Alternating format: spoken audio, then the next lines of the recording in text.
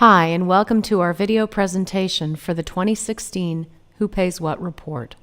This presentation is an overview of the top findings from our most recent research on beverage container collection, reuse, and recycling in Canada. Before we get into that, let me tell you about the report. Who Pays What is produced by CM Consulting. We specialize in waste minimization and stewardship policy. First released in 2002, the Who Pays What report features the most up-to-date data on beverage container reuse and recycling in Canada. To download the full report or view individual sections, go to cmconsultinginc.com. Before we get into the results of our research, I'd like to discuss performance measurement. Sports teams track scores and performance statistics to make the changes they need to improve. Companies monitor their expenses, revenues, and levels of customer satisfaction in order to remain profitable. It is the same for recycling programs. Without performance measurement, it's difficult, if not impossible, to design effective programs and ensure that they are meeting their objectives. Program performance is typically measured using the collection rate, which represents the number of containers collected for recycling in a given jurisdiction versus the number of containers sold.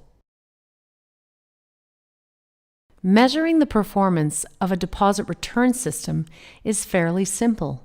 All sales and refunds are reported to the last unit. Measuring the performance of multi-material collection systems, such as those in Manitoba, Ontario, and Quebec, on the other hand, is more complex.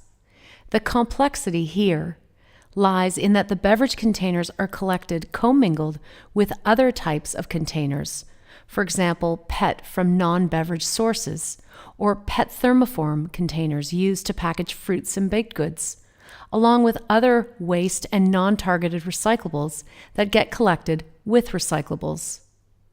Adding to this complexity is the fact that the weight of contaminants, like leftover fluids, non-recyclables, glue, caps, is also included in the weight of collected containers.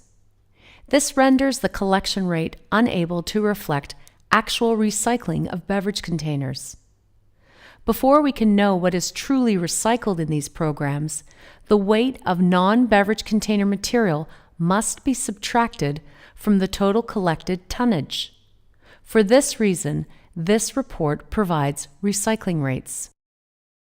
Here you can see what the average loss rates are in jurisdictions where beverage containers are collected mixed with other recyclables. The loss rates, which vary based on the quality of the material collected and on sorting efficiencies, are reported by the very recycling industry that manages the collected material. Here are some of our key findings. Let's start with the refillable beer bottle. Canada's collection for reuse for these containers has been consistently high. In 2014, 97% of all refillable beer containers sold were collected for reuse. It is Canada's most collected beverage container, representing 17% of all containers returned, but only 12% of all containers sold.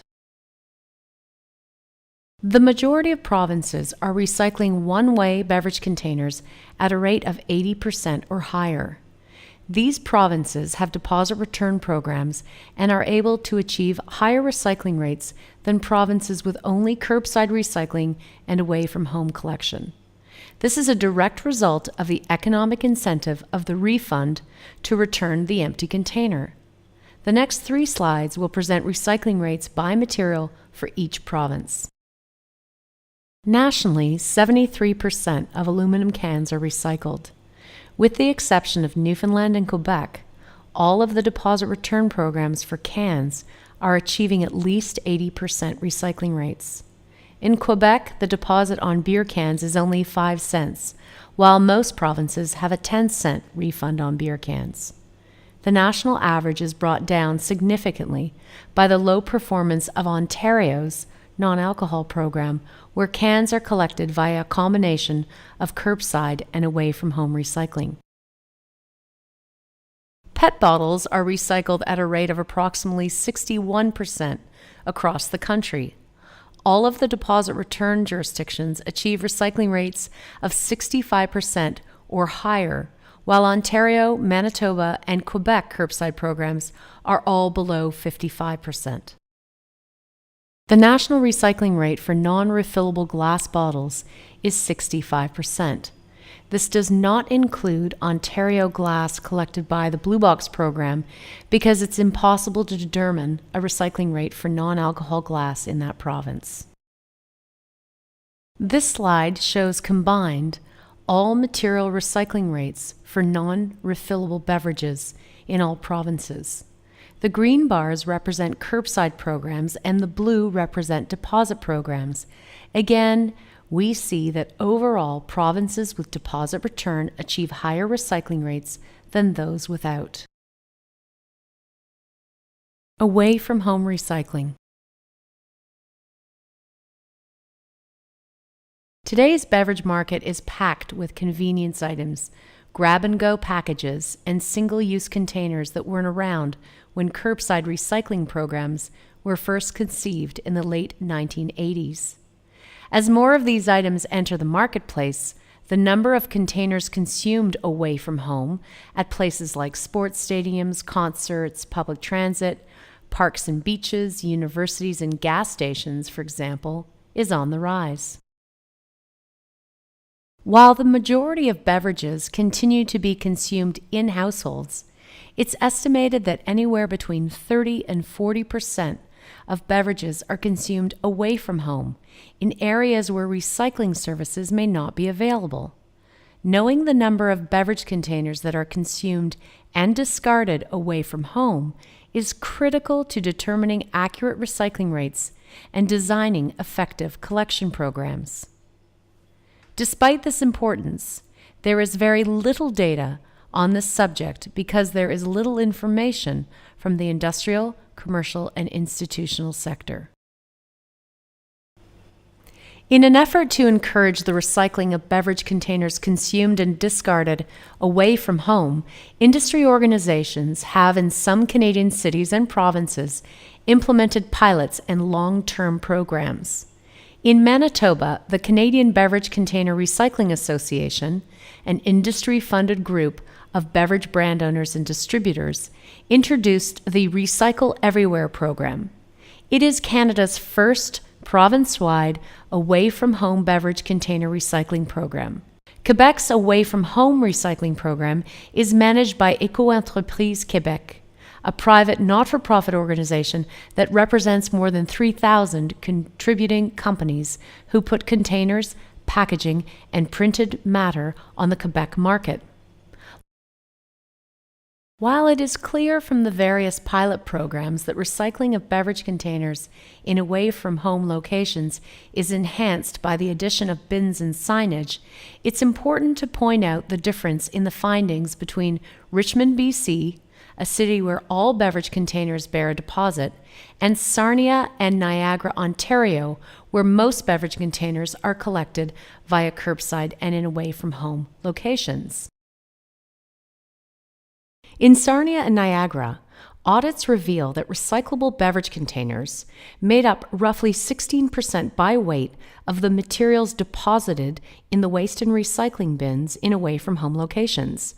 These numbers are significantly higher than those reported in Richmond, where a deposit program exists, and beverage containers were found to make up only 1.8% of total material in the away-from-home bins. When viewed in terms of volume, which directly drives costs, the results are even more striking.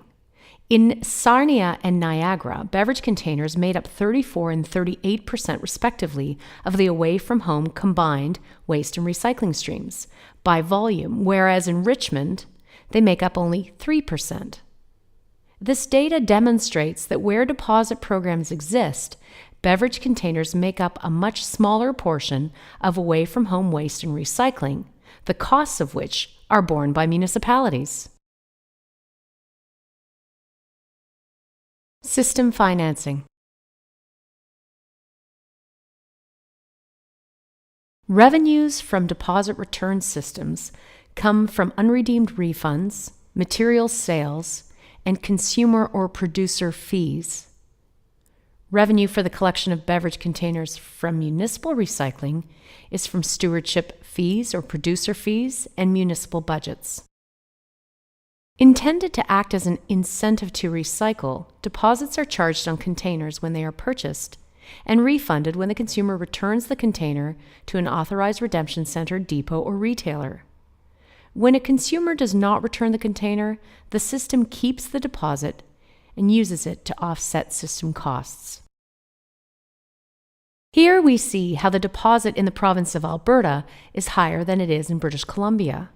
Alberta raised their deposit and refund in 2009 because rates had been stuck at 75% from 2004 to 2008. The effect of the increase was that the recycling rate rose to 82% by 2010. In the north of Canada and in the Atlantic provinces, only a portion of the deposit is refunded when a non-refillable container is returned. The portion of the deposit that is not returned, in addition to any unclaimed deposits, is used to help fund the system and subsidize other provincial environmental initiatives. In British Columbia and Alberta, where the deposit return system covers all material container types, program revenues generated by material sales paid for 15% and 29% of total program costs, respectively.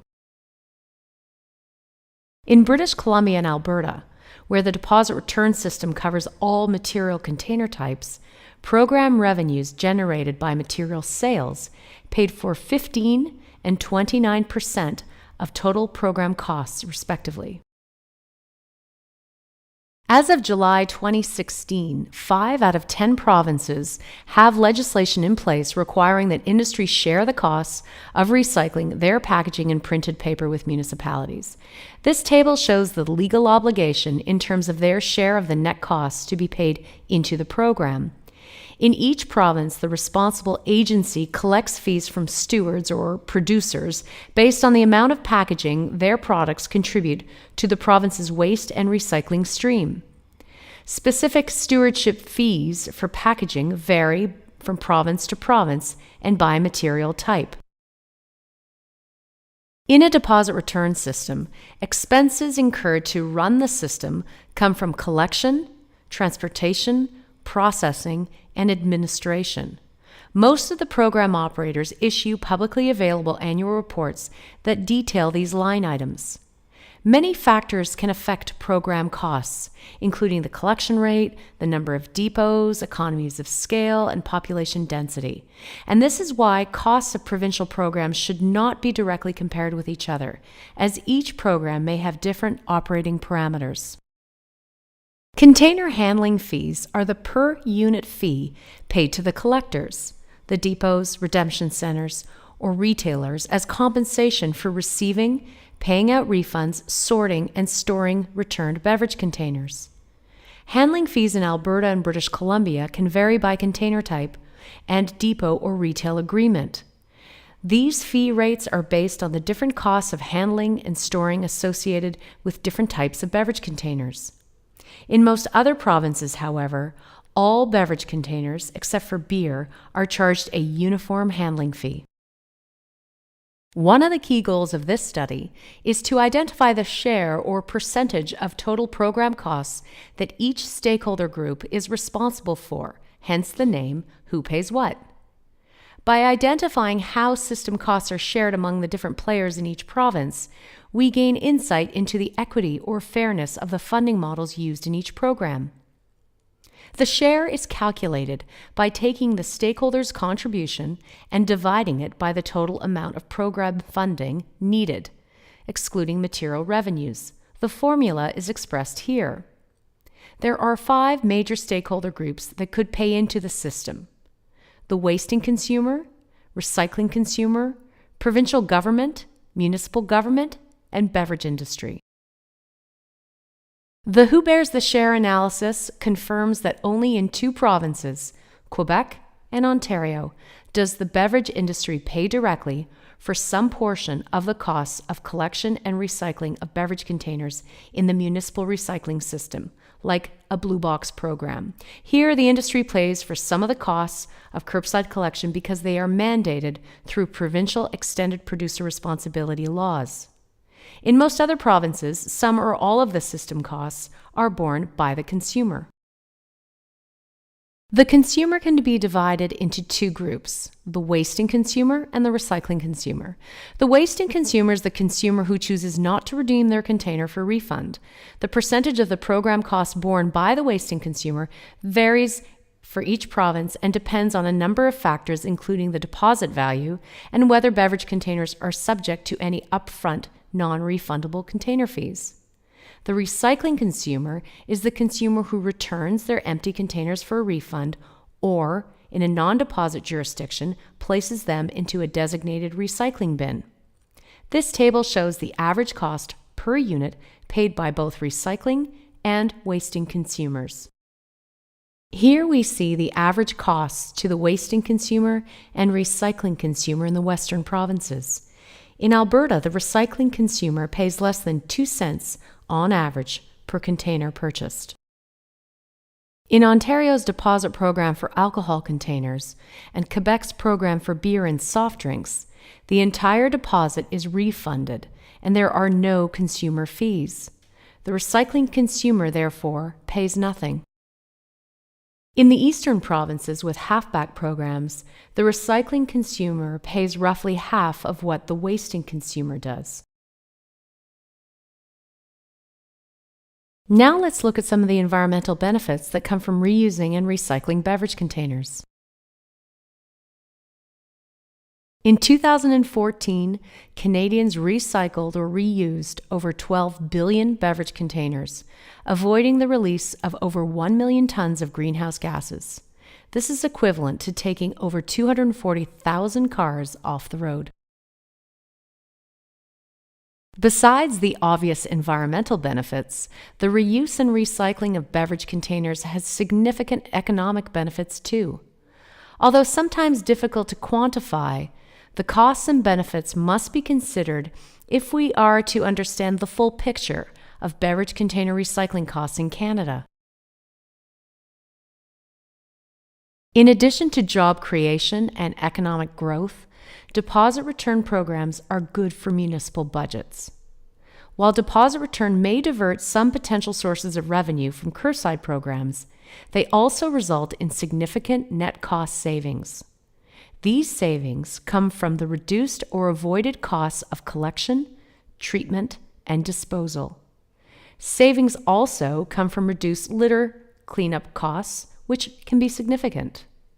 The cost of removing litter from roadways, public parks, and commercial establishments are borne not only by municipalities, but also by provincial governments, educational institutions, and private business. We wanted to get a better understanding of the effects of deposit return on the budgets of municipalities. To do this, we researched every study done on the subject since the year 2000.